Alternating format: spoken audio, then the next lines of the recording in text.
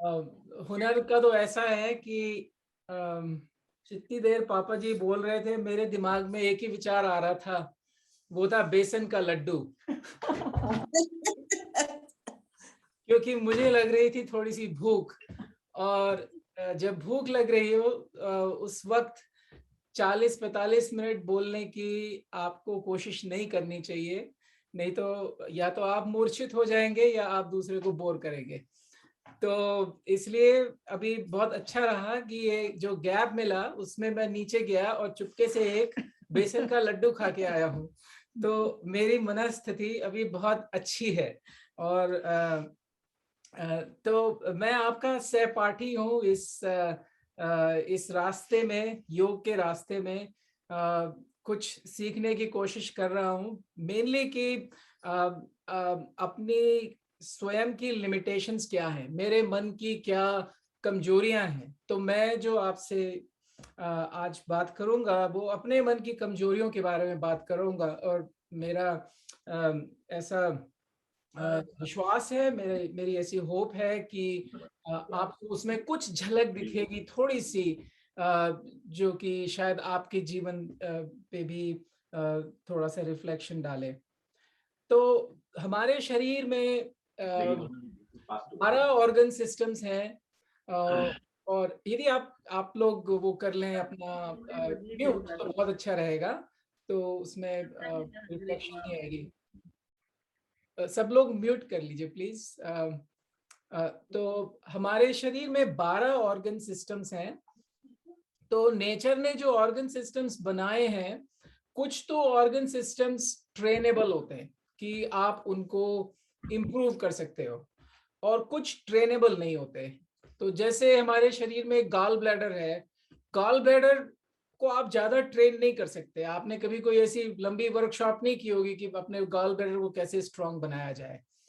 पर ब्रेन और हार्ट दो शरीर के भाग हैं जो कि बहुत ट्रेनेबल हैं। और एक तो इसीलिए मेरा जो पर्सनल कैरियर फोकस है वो ब्रेन और हार्ट की ट्रेनिंग के लिए है ज्यादा से ज्यादा। और उस हिसाब से यदि देखें, हमारे शरीर के जितने भाग हैं उनमें न्यूट्रिशन आता है, ब्लड सप्लाई आती है और वेन से ड्रेन हो जाती है। पर तो हर एक शरीर में एक तरीका है उसकी वेस्ट प्रोडक्ट को निकालने का। पर शरीर का एक भाग है जिसमें वेस्ट प्रोडक्ट निकालने का नेचर ने कोई प्रावधान नहीं किया, और उसके कारण दुनिया में बहुत ही मुश्किलें हो रही हैं। और वो शरीर का भाग है हमारा मन। हमारे मन में विचार घुसते जाते हैं। सिर्फ वन वे ट्रैफिक है, multi lane one way traffic, straight सारे विचार घुसते जाते हैं सवेरे से रात तक। दिन में बोलते हैं हम 50,000 विचार सोचते हैं, पर वो निकलते नहीं है। और जैसे जैसे हम बढ़ते जाते हैं हमारे मन पे जो है बोझ इन विचारों का बढ़ता जाता है। और तो किस तरह के विचार फंसते हैं, तो बेसिकली हमारे मन में वो विचार फंसते हैं जो कि तो 4 तरह के एक्सपीरियंस होते हैं। यदि खाने से लूं तो जो हम खाना खाते हैं तो 4 तरह का हो सकता है: स्वादिष्ट और लाभकारी, स्वादिष्ट और जो हमें नुकसान दे, बेस्वाद और लाभकारी, और बेस्वाद और जो हमें नुकसान दे। तो स्वादिष्ट और लाभकारी है जैसे नट्स हुए, डार्क चॉकलेट हुई, आई डोंट नो माया दीदी हैं कि नहीं, उनके थेपले हुए, तो वो है स्वादिष्ट और लाभकारी। स्वादिष्ट और नुकसानदेह जो है खाना, वो जैसे बहुत सारी जलेबी खा ली, बहुत सारे गुलाब जामुन खा लिए, तो स्वादिष्ट और नुकसान देने वाला। तीसरा है जो बेस्वाद और लाभकारी, जैसे करेला हुआ। हालांकि मम्मी जी बहुत अच्छा करेला बनाती हैं नमक मसाला डाल के और तल के बढ़िया, पर या गिल की लौकी हुई जिसमें नमक ना डला हो, जो उनकी मंगलवार को बनती है, तो वो लाभकारी है पर बेस्वाद है। और चौथा है जो बेस्वाद है और नुकसान भी देने वाला है, जैसे कि कोई भी पॉइजन मान लें, उस तरीके से। तो हमारा मन जो है वो चाहता है कि हमें हर चीज स्वादिष्ट मिले। हमारा मन ये नहीं सोचता कि हर चीज लाभकारी हो, इसीलिए हम आइसक्रीम खाते हैं, पिज्जा खाते हैं, वो सब खाते हैं। तो हमें क्या करना है, अपने मन को ट्रेन करना है कि हम स्वादिष्ट की जगह लाभकारी चीजों की तरफ जाए। लाभकारी यदि स्वादिष्ट है तो बहुत ही अच्छा, पर लाभकारी बेस्वाद हो वो भी ठीक है। तो होता क्या है, क्योंकि हमारा मन जो है सर्वाइवल की तरफ फोकस्ड है, तो जैसे आप चाय छानते हो ना, चाय छानते हो तो चाय तो पूरी क्लियर निकल जाती है, पर छन्नी में क्या अटकता है, वो है चाय की पत्तियां, पुरानी पत्तियां। तो वैसे ही हमारा मन ये पुरानी पत्तियों को अटकाता जाता है जैसे जैसे हम बड़े होते जाते हैं। और वो जब कुछ समय के बाद हमारे मन में काफी भर जाते हैं, तो हम उस स्टेट में आते हैं जिसको आजकल यहाँ पे बोलते हैं लैंग्विशिंग। लैंग्विशिंग का मतलब ये है कि हम क्राइसिस में नहीं है, पर हम उतने खुश और उतने एंगेज्ड और उतने इमर्स्ड और उतने जो है वैल्यू ड्रिवन उतने भी नहीं है जितने हम हो सकते हैं, जिसमें जो कभी बोलते हैं कि have I reached my highest potential. तो आजकल 60-70% लोग उस स्टेट में है जिसको लैंग्विशिंग बोलते हैं, कि बस जिंदगी चल रही है, टाइम पास हो रहा है, समय काट रहे हैं। तो ड्रिफ्ट वुड जैसे होती है ओशन में, लकड़ी को फेंक दो, लकड़ी के फट्टे को, तो वो ड्रिफ्ट करती जाती है। जेट स्की नहीं होती, जेट स्की होती है जो जो नौका होती है, वो अपने गंतव्य की तरफ जाती है एनर्जी के साथ। ड्रिफ्ट वुड धीरे धीरे ऐसे ऊपर नीचे होती रहती है। तो इस लैंग्विशिंग स्टेट से जो कि हुई है, क्योंकि हमारा मन में कोई भी एक्सक्रीटरी सिस्टम नहीं है और हमारे मन में इतने विचार जो है एक्यूमुलेट हो गए, हम कैसे निकले? आई थिंक वो दैट द कंप्लीट पाथ जो है उसका, उसके 3 स्टेप्स हैं। तो पहला स्टेप उस पाथ का है ज्ञान, अवेयरनेस। तो अवेयरनेस है, अवेयरनेस मन की, अवेयरनेस दुनिया की। जब आपको ये पता लग जाता है कि इस दुनिया में 2 ट्रिलियन गैलेक्सीज हैं, और मैं कल ही बात कर रहा था किसी से जिनको लाइफ में काफी मुश्किलें हैं, कि हमारी जूम आउट करिए और ये देखिए कि हमारी गैलेक्सी में 200 बिलियन स्टार्स हैं, और हमारा एक प्लेनेट इतना छोटा सा है, और आपका पर्सनल लॉस उतना भी, उससे भी इतना छोटा सा है। तो आप जब जूम आउट करते हैं तो अपनी परेशानी बहुत छोटी दिखती है दुनिया के कॉन्टेक्स्ट में और समय के कॉन्टेक्स्ट में। तो ये है ज्ञान। ज्ञान वो जो कि, अब आप देखिए जैसे अर्जुन थे, अर्जुन के पास एकाग्रता थी, उनके पास मनस्थिति थी, पर उनके पास गीता के पहले ज्ञान नहीं था। अर्जुन गीता के पहले और अर्जुन गीता के बाद वो अलग अर्जुन थे, क्योंकि उनको उसमें ज्ञान मिल गया। तो जब उनको एकाग्रता और मनस्थिति के साथ ज्ञान मिल गया, तो वो अर्जुन बन गए जैसे वो अर्जुन थे। पर उसी समय आप ये देखें कि संजय और धृतराष्ट्र को भी वो ज्ञान मिला, पर वो नहीं बने अर्जुन जो अर्जुन बने, क्योंकि उनके पास एकाग्रता और मनस्थिति नहीं थी, विच इज, जो कि 3 चीजें हैं, ज्ञान, एकाग्रता और मनस्थिति। तो पहला तो ये है ज्ञान प्राप्त करना। और ज्ञान जो है सांख्य फिलॉसफी से अपनी शरीर के चक्रों के बारे में, शरीर के कोशों के बारे में, या मॉडर्न मेडिसिन में कोई भी सिस्टम हो, ज्ञान अर्जित करने की जो बेसिक पर्सपेक्टिव है कि वो आपको ज्ञान नहीं, जो ज्ञान मिलता है आपका जो एटीट्यूड है, जिसमें आप अपने प्याले को ऊपर रख देते हो और बोलते हो कि मैं हम्बल हूं, मेरा प्याला खाली है। जो अभी संध्या दीदी ने बोला कि मेरे हिसाब से भी दुनिया का सबसे अच्छा जॉब है स्टूडेंट का। कभी ग्रेजुएट मत होइए, क्योंकि कभी आपको कोई फायर कर ही नहीं सकता स्टूडेंट के जॉब से। तो मैं भी यही सोचता हूँ कि मेरा एक ही जॉब है दुनिया में, आई एम ए स्टूडेंट, और मेरे एक ही क्लाइंट है दुनिया के 1 बिलियन बच्चे। तो मुझे कोई फायर कभी कर ही नहीं सकता। तो बड़ा आसान है, उससे लाइफ इजी हो जाती है। तो जब आप अपने प्याले को खाली ऊपर रख देते हो, तो तब आपको उस मनस्थिति को, उस हम्बल मनस्थिति को ज्ञान, वहां पे आपको ज्ञान ले जाता है। और फिर स्पेसिफिक डिटेल्स बदलते जाते हैं। तो ज्ञान जो है 2 तरह के होते हैं जनरली, एक होता है कॉन्टेक्सचुअल, दूसरा होता है टाइमलेस। तो कॉन्टेक्चुअल होता है जैसे कार कैसे चलानी, फ्रिज कैसे ऑपरेट करना, माइक्रोवेव कैसे फिक्स करना, ये समय के साथ बदलता जाता है। दूसरा होता है टाइमलेस। टाइमलेस विजडम होती है। टाइमलेस होता है कि टाइमलेस जो ज्ञान है वो हमें अपने मन और अपनी आत्मा के बारे में बताता है। तो जितना ज्यादा हो सके उस ज्ञान की तरफ जाएं। तो एनीवे, सो अभी तक हम कहाँ थे कि हमारा मन जो है, क्योंकि उसमें कोई एक्सक्रीटरी सिस्टम नहीं है, उसने बहुत कुछ एक्यूमुलेट किया हुआ है जिसको हमें क्लियर करना है। उस क्लियर करने के लिए पहला स्टेप है ज्ञान अर्जित करना। दूसरा स्टेप है एकाग्रता। यदि एकाग्रता ना हुई तो हमारा जो अटेंशन की एनर्जी है वो इधर उधर फैलती जाती है। जैसे जैसे दूध को यदि आपने कप में नहीं रखा तो दूध फैल गया तो किसी के काम नहीं आता। दूध को कप में रखना होता है।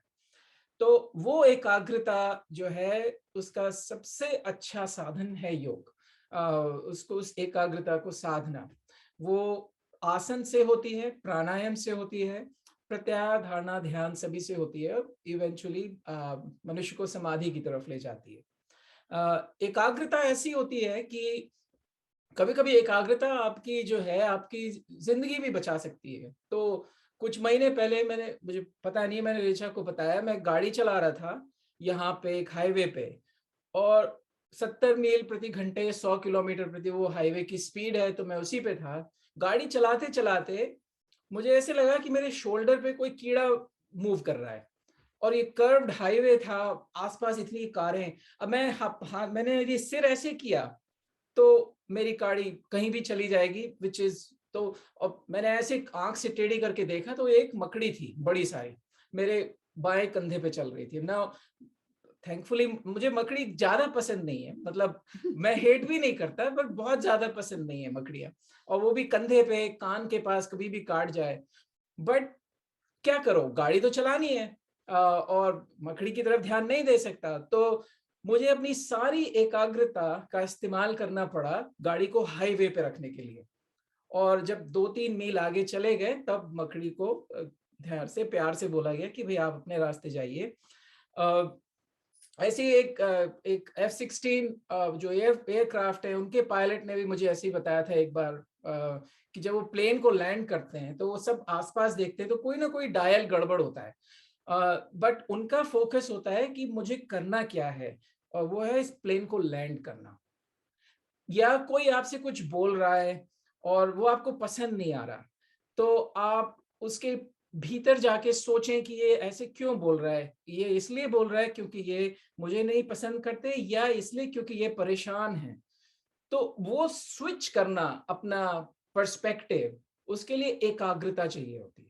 उसके लिए बहुत एनर्जी, अटेंशन की एनर्जी चाहिए होती है। स्टूडेंट्स को तो एकाग्रता चाहिए ही होती है लर्न करने के लिए, पर वो एकाग्रता आजकल बड़ी धूमिल होती जा रही है, क्योंकि हम, आप सोचिए, पिछले अपनी लाइफ में 30 साल से हम बेसिकली डिस्ट्रैक्शन की प्रैक्टिस कर रहे हैं सवेरे से रात तक। कोई भी चीज आप जो है दिन में 12 घंटे 30 साल प्रैक्टिस करेंगे तो आप उसमें बहुत पारंगित हो जाएंगे। तो हम जो है पिछले 30 साल से, मैं पिछले 50 साल से सिर्फ डिस्ट्रैक्शन की प्रैक्टिस कर रहा हूँ। तो मैं बहुत अच्छा हो गया हूँ डिस्ट्रैक्शन के बारे में। इसीलिए सब घर में मुझे बोलते हैं कि क्या आपने क्या खाया, आपको पता ही नहीं है, क्योंकि आपका दिमाग तो कहीं और था जब आप खा रहे थे, वगैरह वगैरह। तो इसलिए बेसिकली हम बड़े पारंगित हो गए डिस्ट्रैक्शन, और ये दुनिया बहुत अच्छा काम करती है हमें डिस्ट्रैक्ट करने के लिए। तो इस तो अटेंशन, जो एकाग्रता चाहिए, उसके लिए हमें एफर्ट करना पड़ेगा, और वो आसन से आता है, धारणा, प्राणायाम से आता है, धारणा ध्यान से आता है, प्रेयर से आता है, वो किसी भी चीज में अपने आप को इमर्स करने से आता है। कुछ लोगों की ज्यादा अच्छी होती है एकाग्रता, कुछ लोगों की कम अच्छी होती है। तो वो सेकंड स्टेप है, एकाग्रता। अब रावण जो थे, रावण के पास ज्ञान था, उनके पास एकाग्रता थी, पर फिर भी रावण रावण ही रह गए, वो आगे नहीं गए, क्योंकि उनके पास तीसरी चीज नहीं थी, वो है मनस्थिति। उनकी मनस्थिति फिर भी दूषित थी, ग्रीड में, फियर में, एंगर में, एनवी में, जेलसी में। तो जो तीसरा कंपोनेंट है ज्ञान और एकाग्रता के बाद मनस्थिति को अपनी बनाना, वो तीसरा बहुत जरूरी है। क्योंकि आप यदि किसी को देखें, राम या कृष्ण या साईं बाबा या कोई भी गुरु जो पहुंचे हुए हैं, वो तीनों होते हैं। उनमें उनमें एकाग्रता होती है, उनमें ज्ञान ज्ञान होता है, एकाग्रता होती है और मनस्थिति होती है। तो ये मनस्थिति के कुछ आइडियाज, वो मनस्थिति डिपेंड करती है कि आपका जिंदगी में रोल क्या है। हमारे लिए जो हम मनुष्य हैं, मनस्थिति के 4 मेन कंपोनेंट्स मैं देखता हूँ। मम्मी जी सबको 4 से विभाजित करती हैं, इसलिए मैंने कहा मैं भी 4 बोलूं। वैसे मैं 5 बोलना चाहता हूँ, पर 4 ही बोलूंगा। तो पहला जो है मनस्थिति का, वो है कृतज्ञता, ग्रैटिट्यूड। कि ये कृतज्ञताहीन भावना वाली नहीं है ग्रैटिट्यूड। ये कृतज्ञता ऐसी है कि आप जस्ट, जैसे अभी ऋचा जी ने बोला कि इज्जत के साथ नाम ले रहा हूँ आपका, ऋचा जी। तो जैसे बी और फ्लावर का इंटरेक्शन होता है कि दोनों एक दूसरे से जो है फायदा ले रहे हैं, तो वो कृतज्ञता, ग्रैटिट्यूड। तो वो ग्रैटिट्यूड के बिना जो है बेसिकली आप जिंदगी को एंजॉय कर ही नहीं सकते। क्योंकि हमारा चक्कर क्या है, हमारा मन हमेशा भूखा रहता है। इट इज ऑलमोस्ट लाइक, जैसे हमारा मन क्यों भूखा रहता है? आपने आपके पास एक रेडियो है, मान लीजिए, जो AA बैटरी से चलता है, पर आप उस रेडियो को इलेक्ट्रिसिटी से, विद्युत से चलाना चाह रहे हैं, तो वो नहीं चल पाएगा। रेडियो सेटिस्फाइड नहीं होगा, क्योंकि उस रेडियो को AA बैटरी चाहिए। तो वो हमारा जो मन है, वो ईश्वर की कामना से और ईश्वर की आराधना से सेटिस्फाई हो सकता है, पर वो सीख करता है मिठाई, मैं भी लड्डू, पैसा, शोहरत वगैरह वगैरह, उससे कभी सेटिस्फाई हो ही नहीं सकता। क्योंकि मन जो है सटल है, जो अब मन सीख कर रहा है वो सब ग्रॉस है। सटल को सटल से ही सेटिस्फाई किया जा सकता है, और या उससे भी सटलर जो कि है, जो हमारी आत्मा को तृप्त करे, वो है हम ईश्वर की तरफ जाएं। तो इसलिए कृतज्ञता जो है, gratitude, which is not conditional कि हमें क्या मिला। जैसे यहाँ पे कई बार मैं बात करता हूँ, एक मैथ्यू हेनरी थे, उनको एक बार लूट लिया गया, लुटेरों ने लूटा उनको। तो उन्होंने अपनी डायरी में लिखा, हो मैं कितना कृतज्ञ हूं कि मुझे जिंदगी में पहली बार लूटा गया, आज तक कभी नहीं लूटा गया। आपके किसी के घर चोरी हुई होगी कभी, क्या आपने ऐसा सोचा जब चोरी हुई, अरे वाह कितना अच्छा है कि जिंदगी में पहली बार चोरी हो रही है, आज तक कभी चोरी हुई नहीं, कितनी खुशी की बात है। तो वो है कृतज्ञता, वो है कि आप मुश्किल परिस्थिति में भी आप एंकर्ड हो अपनी वैल्यूज में। दूसरा है प्रिंसिपल। सो अभी तक क्या है, मन जो है हमारा भरा हुआ है, क्योंकि मन में एक्सक्रीटरी सिस्टम नहीं है, और हम उसको क्लियर कर रहे हैं 3 स्टेप्स से, ज्ञान, एकाग्रता और मनस्थिति। तो हम मनस्थिति पे हैं, और हम ज्ञान अर्जुन के पास नहीं था, उनके पास एकाग्रता और मनस्थिति थी, तो ज्ञान मिला तो अर्जुन कंप्लीट हुए।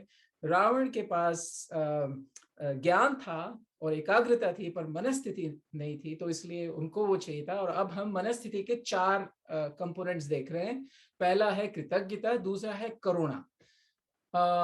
करुणा में आपको बेसिकली जैसे जैसे आपको आभास होता है कि दुनिया में सभी सफर कर रहे हैं। जैसे मेरा एक मरीज मेरे पास आके बोलता है कि मैं तो बैठा हुआ बाहर इतना परेशान हूँ, सब लोग आसपास तो मेरे इतने अच्छे खुश दिख रहे हैं।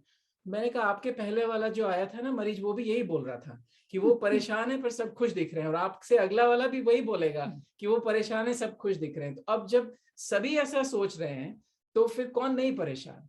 तो हर एक मनुष्य परेशान है, क्योंकि हर एक मनुष्य जो है, हम बाय डेफिनेशन कंप्लीट नहीं है, क्योंकि हम मनुष्य हैं। और मोस्टली मनुष्य जो है, ये उनको अवेयरनेस नहीं है कि उनके मन की जो भूख है वो ईश्वर की प्राप्ति से पूरी होगी। तो वो गलत दिशा में अपने सारे एफर्ट्स लगा रहे हैं, तो उनको शांति नहीं मिल रही। मेहनत तो बहुत हो रही है पर शांति नहीं मिल रही, और इसलिए छोटी छोटी लड़ाइयों में फंसे हुए हैं। तो जब आपको वो अवेयरनेस हो जाती है तो आप में करुणा आ जाती है। तीसरा जो है समत्वम। तीसरा लीजिए माफी। क्योंकि आप जैसे बहुत सारे अच्छे एसी एनवायरनमेंट में बैठे हैं, तो आप बताइए, आप सवेरे से शाम तक बिल्कुल परफेक्ट टेम्परेचर एनवायरनमेंट में बैठे हुए हों, और अगले दिन आप नहाने के पहले क्या वही बनियान पहनेंगे जो आपने कल पहनी थी? नहीं। अच्छे से अच्छा एनवायरनमेंट हो, बनियान गंदी हो ही जाती है। सिमिलरली, आप कितने भी अच्छे इंसान के साथ रह रहे हो, आपको उनमें खामियां और उनको आप में खामियां दिखेंगी ही, तकरार होगी ही। चंद्रमा को आप यदि अपनी आंखों से देखें, बड़ा सुंदर दिखता है। एक दूरबीन लगा के देखिए और आपको सारे स्कार्स दिखने शुरू हो जाएंगे। इसी तरह से जितना हम लोगों को जानना शुरू कर देते हैं, उनमें इम्परफेक्शंस और स्कार दिखना शुरू हो जाते हैं। That's called binocular effect. वो basically it's part of life. तो अब ये सवाल ये है कि चंद्रमा के जो स्कार्स हैं, वो चंद्रमा की गलती है, या चंद्रमा के ऊपर इतने सारे पत्थर गिरे, एस्टेरॉइड्स गिरे, उस कारण स्कार्स हैं? इसीलिए हमारे जो प्यारे लोग हैं, दोस्त हैं, उनके जो इम्परफेक्शंस हैं, उनकी गलती नहीं है। ये सारे स्कार्स हैं उनकी लाइफ के, प्रोबेबली प्रीवियस लाइफ के। तो इस आभास से कि हम सब स्ट्रगल कर रहे हैं, आपको माफी की भावना आती है। और चौथा जो है वो है समत्वम। समत्वम, जो कि यदि मुझे गीता को एक अक्षर में बोलना है तो वो शब्द है समत्वम। वो अगेन उस आभास से आता है कि जो मैं देख रहा हूँ, जो मैं चाह रहा हूँ, क्या वो सही है, क्या वो इम्पोर्टेंट है? एक बार मैंने लिखा था कि why should I edit the script that I cannot even read? जो मेरी जिंदगी की लेखनी है, यदि मेरा जो जिंदगी का उपन्यास है वो मैं पढ़ ही नहीं सकता, तो मैं उसको एडिट क्यों कर रहा हूँ? कभी आपने ऐसा देखा कि कोई किताब आपने मान लीजिए कोई किताब ऐसी लिपि में लिखी है जो लिपि आपको समझ में नहीं आती, कोई इजिप्शियन लिपि में है, तो क्या आप उस किताब को एडिट करेंगे? आप नहीं करेंगे, क्योंकि आप पढ़ ही नहीं सकते। हमारी जिंदगी की किताब वैसी ही है। मुझे तो नहीं पता मेरी किताब के में क्या पन्ने, अगला पन्ना क्या आएगा, तो मैं क्यों एडिट करूं? और मुझे सही भी नहीं पता कि सही क्या है। मुझे नहीं पता कौन सी दाल सबसे अच्छी है, कौन सा फ्रूट सबसे अच्छा है। मुझे नहीं पता कि नॉर्थ जाना चाहिए कि साउथ। तो इसीलिए जब वो सब दिमाग में आ जाता है, then you flow with life. और लॉसेस को कुछ लोग हम लोग सोचते हैं, कुछ लोग को हम लोग जल्दी लूज कर लेते हैं लाइफ में। तो मैं ये देखता हूँ कि हर एक जो है, जब आप एलिवेटर लेते हो तो कोई लोग तो चौथे फ्लोर पे निकल जाते हैं, कोई 17वें फ्लोर तक जाते हैं। हर एक का अपना फ्लोर है। क्या फायदा ये डिसाइड करना किसका पहले आया, किसके बाद में आया? तो वो अवेयरनेस से समत्वम आ जाती है। तो ये 4 प्रिंसिपल्स हैं: कृतज्ञता, करुणा, माफी और समत्वम। जब ये 4 प्रिंसिपल्स दिमाग में डीप घुस जाते हैं, वो डीप ऐसे नहीं कि आपने जो है क्या बोलते हैं, शक्कर पारा लिया और चाशनी से हटा दिया। वो डीप ऐसे कि आपने शक्कर पारा लिया और चाशनी में छोड़ दिया 2 घंटे, तब वो शक्कर पारे में चाशनी डीप तक चली जाती है। जैसे आपने कभी गुलाब जामुन खाया होगा, गुलाब जामुन यदि बहुत अच्छा ना बने तो अंदर गुठली रह जाती है, क्योंकि वो उसके अंदर तक रस नहीं गया। जब उसके अंदर तक रस जाता है, उसके लिए थोड़ी मेहनत करनी पड़ती है, समय लगता है। तो जब वो डीप अवेयरनेस हो जाती है, तो जो है मन अपने आप साफ होना शुरू हो जाता है। रोज आपका मन क्लियर होना शुरू हो जाता है। और जब आपका मन इतना क्लियर हो जाता है कि आपका मन रहता ही नहीं है, ऐसे मन में राम बसते हैं। यदि राम जी को बसना हो, बोलेंगे ये साफ स्वच्छ मन है जिसमें मैं आके रहना चाहूंगा।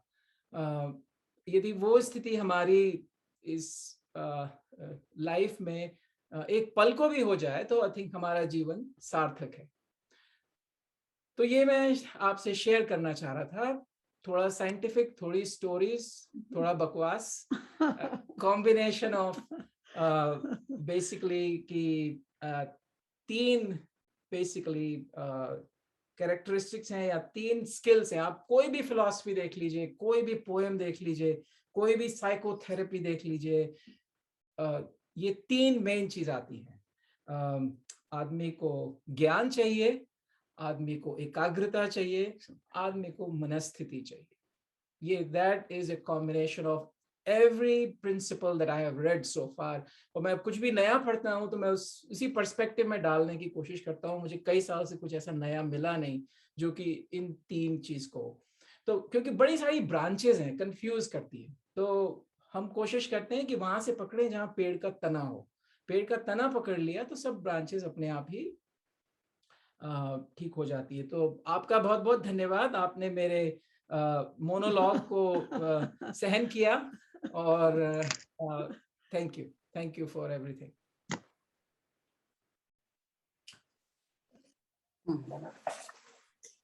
अमित, ऐसा लगता है कि आप बोलते ही रहो, बोलते ही रहो। मैं एक और लड्डू खा के आऊंगा फिर। एनर्जी हम चाहिए। सब सबसे बहुत कुछ रिलेट करते हैं, और अब हाउस ओपन है, और आप लोग अमित से जो भी अपनी कुछ भी पूछना चाहते हैं और उनको सुनना चाहते हैं, तो आप अपना क्वेश्चन कीजिए। ज्योत्सना जी आ गई हैं, ज्योत्सना जी दिख रही हैं, ठीक लग रही हैं, अच्छी लग रही हैं। अच्छी बात हो रही है, बहुत। अरे हाँ, ज्योत्सना जी का आना तो अच्छा लगा। कोरोना हो गया है भाई मुझे, बहुत अभी अच्छा। तो कल रिपोर्ट में आया है। अच्छा अच्छा, ठीक ठीक हो जाएगा, ठीक तो होना ही है, जल्दी ठीक ठीक तो होगा, होना ही है, सवाल ही नहीं उठता। जल्दी आज हमारे ठीक साथ होगे। ठीक तो हो गए ही, पर और भी जल्दी ठीक हो गए। और जी देखो जी, आप लोगों का साथ है ना। कितनी हिम्मत है कि ऊपर आ गई हो। हाँ, हमारे साथ आज काफी लोग जुड़े हुए हैं। कांता अरोरा आंटी नजर आ रही है। चलिए वो सब से हम बाद में करेंगे, पहले हम टॉपिक पे रहते हैं। और अमित से आप लोग जो कुछ भी और एक मेरा प्रश्न। जी जी जरूर। मेरा प्रश्न एक है ना जी। हाँ, मैं कह रहा कि ये जो अमित जी ने तीन चीज बताई ये बिल्कुल सही है, और इन्हें बताया कंफ्यूजन भी बहुत होता है ना। तो अब जैसे हमारी लाइफ तो जैसे है वो लगभग उनको मालूम ही है, तो हमें कौन सी चीज, जैसे उन्होंने बताया कि योग अगर आप करते हैं तो उस ओर जा रहे हैं, है ना। पर इसके बाद भी हमें अपने जीवन में ऐसी कौन सी चीज को ज्यादा पकड़ के रखना चाहिए जो हमें उस योग की ओर या उस और भी लेके जाए। बस ये प्रश्न।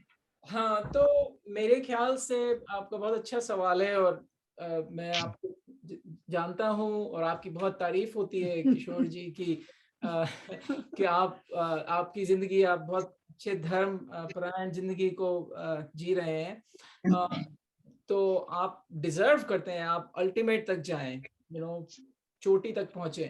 तो उसमें जो है मेरे ख्याल से ज्ञान और एकाग्रता दोनों सपोर्टिव हैं।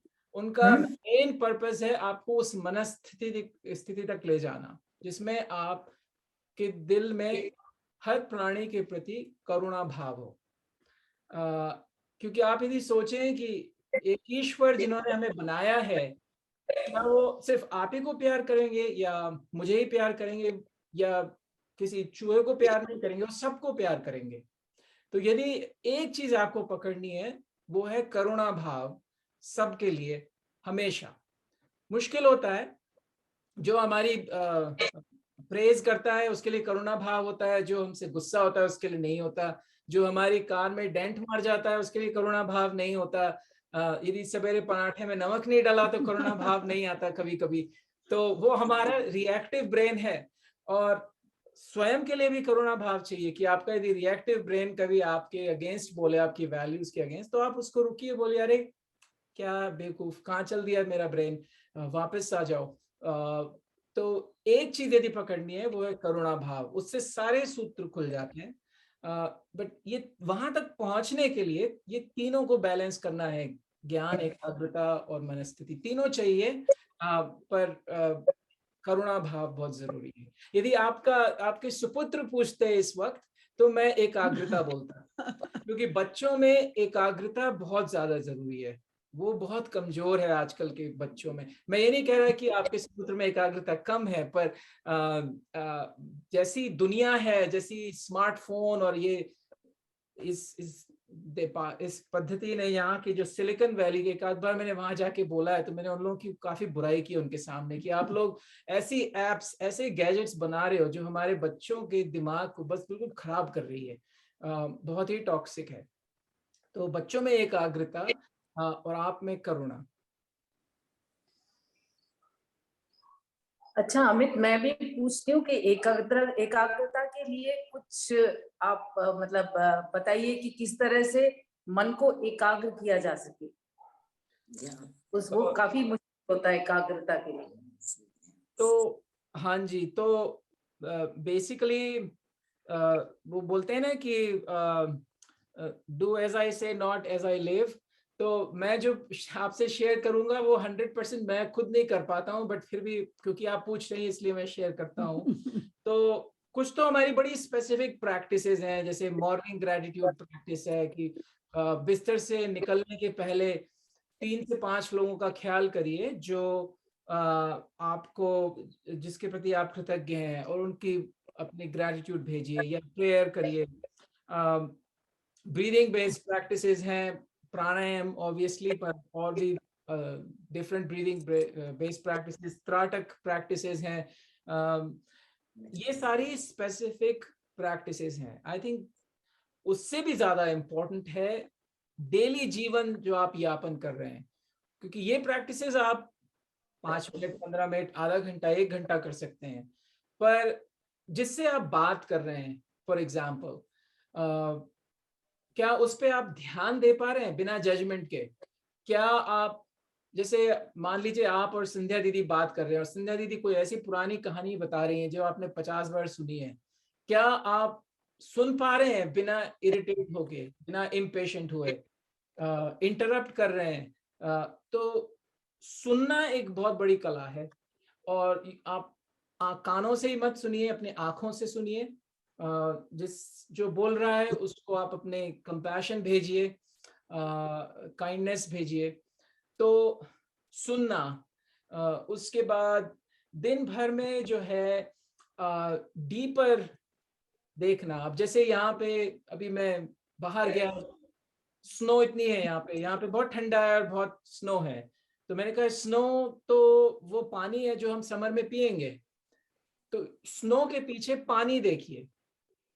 तो वो आप थ्रू आउट द डे, यदि आप अपने अराउंड नेचर से, जो हमारे पुराने जैसे कबीर और सूर कह गए ना, उन्होंने जो कविताएं लिखी हैं, जो दोहे लिखे हैं, वो सब उन्होंने कभी बड़ा हुआ तो क्या हुआ, जैसे पेड़ खजूर, अब ये किन्होंने लिखी, आई होप ये मैं मिसकोट नहीं कर रहा, बिल्कुल ठीक है। तो वो जो है उन्होंने अपने अराउंड जो है देखा डिटेल्स, उसी को उन्होंने लेसन्स बना दिए।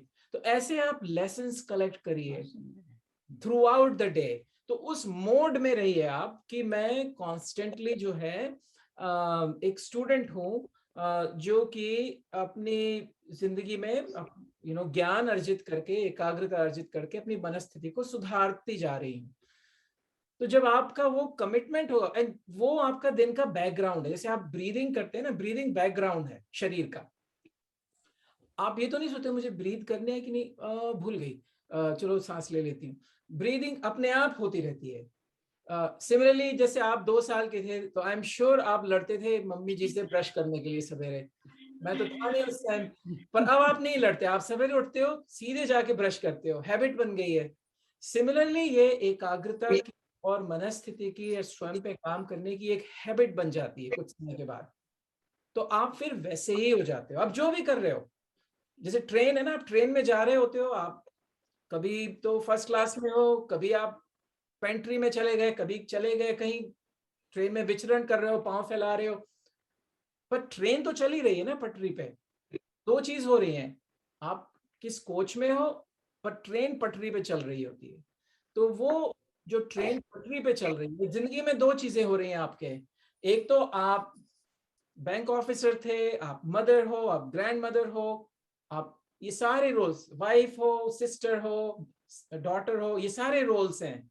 डीपर रियलिटी है कि आप एक स्पिरिचुअल बीइंग बनते जा रहे हो। उस डीपर रियलिटी में अपने आप को एंकर करके यदि आप जिएंगे पूरा दिन, तो वो सुपरफिशियल जो लाइफ है वो बड़ी आसान हो जाती है।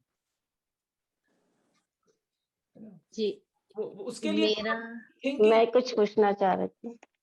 जी मेरा भी क्वेश्चन है। हाँ जी जी अमित जी, मेरे को मन स्थिति के बारे में पूछना है थोड़ा। क्या होता है कि जैसे कभी कुछ ऐसी घटनाएं हो जाती हैं कि हम सब जानते हुए भी हमारी मन स्थिति ऐसी हो जाती है कि शायद हमें उस प्राणी के प्रति करुणा नहीं रह जाती है ना। तो और वो शायद वो मन स्थिति हमारे लिए घातक होती है कि हम डाउन नीचे हो रहे हैं। तो हम उस मन स्थिति को कैसे सही करें, उसकी थोड़ी टिप्स दीजिए तो ऊपर तक पहुंचाने में। जी प्रिवेंशन तो बेस्ट होता है। एक बार यदि उसमें फंस गए भंवर में कि जी ये बेकार है, एक बार उस भंवर में फंस गए तो फिर वो भंवर ऐसा है कि वो लपेटता जाता है, फिर आप गिरते हो, फिर दर्द होता है और फिर आप उठते हो। तो मैं तो हमेशा उस सॉकर गेम की, जैसे फुटबॉल होता है ना, जब आप फुटबॉल खेल रहे होते हो और मान लो आप बॉल को लेके आगे जा रहे हो, तो बड़े डिफेंडर्स होते हैं जो आपको ब्लॉक करेंगे।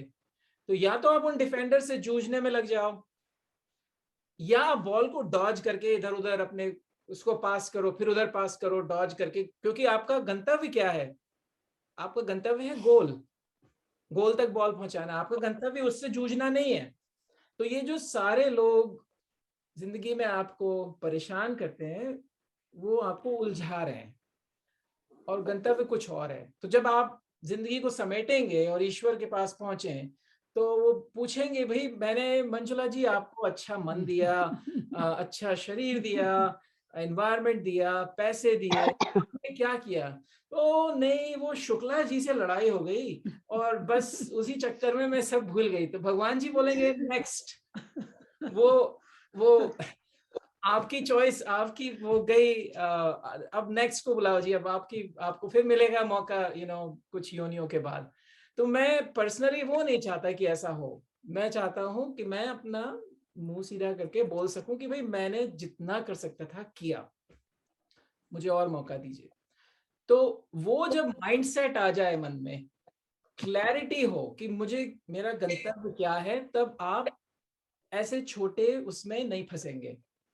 और मैं आपका सवाल डायरेक्टली नहीं जवाब दे रहा कि जब फंस गए तब क्या करो। जब फंस गए तो फिर over a period of time recover करो, कंपैशन के साथ, वही कृतज्ञता के साथ, करुणा के साथ। एक शब्द जो मैं कई बार यूज करता हूँ, रोज यूज करता हूँ एक्चुअली, जिसको हम बोलते हैं यहाँ पे एपीआई। एपीआई का मतलब होता है एज्यूम पॉजिटिव इंटेंट। तो एज्यूम पॉजिटिव इंटेंट का मतलब है कि जो सामने वाला है काफी बेवकूफ है, इसको अकल नहीं है बोलने की, काम करने की, पर वो जितना कर सकता है बेस्ट करने की कोशिश कर रहा है, उसकी इंटेंशन अच्छी है। तो अब जैसे एक बार आज से 20 साल पहले मैंने एक अपने घर पे वो मिक्की हुआ करता था डॉग, उसकी टेल पे पांव रख दिया, उसने पलट के मेरा हाथ काट लिया। तो अब मैं उसको कैसे ब्लेम करूं? वो तो रिएक्ट कर रहा था क्योंकि वो उसकी टेंडेंसी है। तो आप यदि एस्यूम पॉजिटिव इंटेंट करें तो बड़ा आसान होता है रिकवर करने का। और दूसरा, आप ये सोचे कि मैं यदि अपने ईश्वर के साथ पास पहुंचूंगी तो क्या मैं ये एक्सक्यूज दे सकती हूँ? कभी कभी ऐसा भी होता है, ये सोचना कि ये दिन है जो मेरा, बस मेरे पास एक ही दिन बचा है इस लाइफ में, मुझे इसको जितना अच्छा हो सकता है जीना। गांधी जी ने क्यों हे राम बोला लास्ट मोमेंट पे? क्योंकि वो हमेशा हे राम ही बोलते रहते थे अपने मन में। तो आप बोलें कि मेरे पास यही दिन है, इसी दिन में मैं बेस्ट करने की कोशिश करूंगी। तो जो है, आप यहाँ पे कभी कभी हम बोलते हैं कि do not get into the mud with the pig, you both will get dirty and the pig will love it. तो बेसिकली जो है जो आपको परेशान करे, उस अपने आप को बचाते हुए उसके प्रति करुणा रखिए और अपने लाइफ का स्पिरिचुअल गोल बहुत क्लियर रखिए। और मुझे आप, कुछ कहना, हाँ जी, मुझे मेरे दिमाग में भी एक सवाल चल रहा है। मैं 4 महीने की सिचुएशन को लेके आपसे एक सवाल मैंने पूछना चाहती हूँ कि 4 महीने से मैं, जैसे एक डॉगी है, प्रेग्नेंट थी तब से मैं उसको देख रही हूँ, उसको संभाल रही हूँ। उसके बच्चे हो गए, बच्चों को देख रही हूँ, लेकिन वो मेरे आँखों के सामने एक-एक करके मरते गए। उसके बाद 2-3 बच्चे बचे हुए थे, 3 महीने तक वो रहे। उसके बाद उसमें से भी एक चला गया। एक इंजर्ड हुआ, मैं घर लेके आ गई। तो मुझे इस सिचुएशन को देख के ऐसे लग रहा है कि क्या हम नेचर के खिलाफ तो नहीं जा रहे? उनको अपने हाल पे जैसे छोड़ देना चाहिए। जैसे ज़्यादा उनके इसमें अपन जा रहे हैं कि उनको सँभालने की कोशिश, उनको बच तो नहीं रहे हैं। एक जैसे एक को तो लेके आई, वो घर पे है, लेकिन बाकी मेरे आँखों के सामने एक-एक करके चले जाते जा रहे हैं। तो क्या हम इस नेचर के खिलाफ तो नहीं जा रहे? देखिए ऐसा है कि ये इसका जवाब जो भी मैं थोड़ा सा पहले बोल रहा था कि अ, मुझे बेसिकली कन्विंसिंगली कुछ भी जवाब देना, क्योंकि मुझे पता ही नहीं है कि नेचर का डायरेक्शन क्या है। मुझे नेचर की लेखनी मैं नहीं पढ़ सकता, पर मुझे ये पता है कि मुझे अपने सामने किसी कुत्ते के बच्चे के लिए क्या करना है। आप जितना ज्यादा कॉम्प्लेक्स सोचेंगे नेचर का, उतना ही कंफ्यूजिंग होगा। आप ये सोचिए कि अभी का सत्य क्या है, कि मैं अभी का सत्य ये है कि मुझे इस बच्चे का ख्याल करना है, मुझे वो एक रिस्पॉन्सिबिलिटी दी गई है, मैं उसी को पूरा करूंगी। बाकी इस बच्चे ने यदि यू टर्न मार लिया और यू टर्न मार के मे भी उसने डिसाइड किया कि यार ये मैं डॉग का बच्चा बन के आया हूँ, पर मुझे तो ह्यूमंस का खाना ज्यादा चटकारे वाला लग रहा है, तो चलो मैं अगले वापस जाता हूँ, अगले जन्म में आऊंगा और ह्यूमन बन के आऊंगा। तो सिंपल रखिए इतना, क्योंकि हमें समझ में ही नहीं आता कि नेचर चाहता क्या है इवेंचुअली। आप जो है, अगेन हम लोग कभी कभी कोशिश करते हैं दूसरे का काम करना है, दूसरे को जज करना। आपका काम उस मोमेंट पे है उस बच्चे का ख्याल करना, और बस वही। दुनिया में आप देखिए सेकेंड वर्ल्ड वॉर के अराउंड वर्ल्ड वॉर हो रही थी, पर अल्बर्ट आइंस्टाइन जो है अपनी रिलेटिविटी थ्योरी पे काम कर रहे थे। हमारे देश में देखिए, विदाउट गोइंग पॉलिटिकल, बट इतना कुछ चल रहा होता है पॉलिटिकल, बट लीडर्स को फोकस करना होता है कि कैसे देश का ख्याल। तो बहुत जरूरी, अब फिलहाल हेडलाइन न्यूज इतनी बेकार, रोज फालतू की न्यूज आती है और वो आपको परेशान कर सकती है, पर आप सोचिए नहीं मेरा काम क्या है आज, सिर्फ आप अपना काम करिए। उससे ज्यादा बड़ा कॉम्प्लेक्स है, बहुत मुश्किल है समझना, और हमारा मन, हमारी सोच समझ बहुत छोटी है, और हम लोग सिर्फ प्रे कर सकते हैं कि हमें सद्बुद्धि मिले कि हम सही चीज करें। और जहां तक हो सके आपको जो है, आपको अपनी करुणा के लिए कभी भी नेचर पनिश नहीं करेगा, आपकी निष्ठुरता के लिए जरूर पनिश कर सकता है। इसलिए करुणा और निष्ठुरता में करुणा हमेशा सही होगी। Thank you sir, thank you.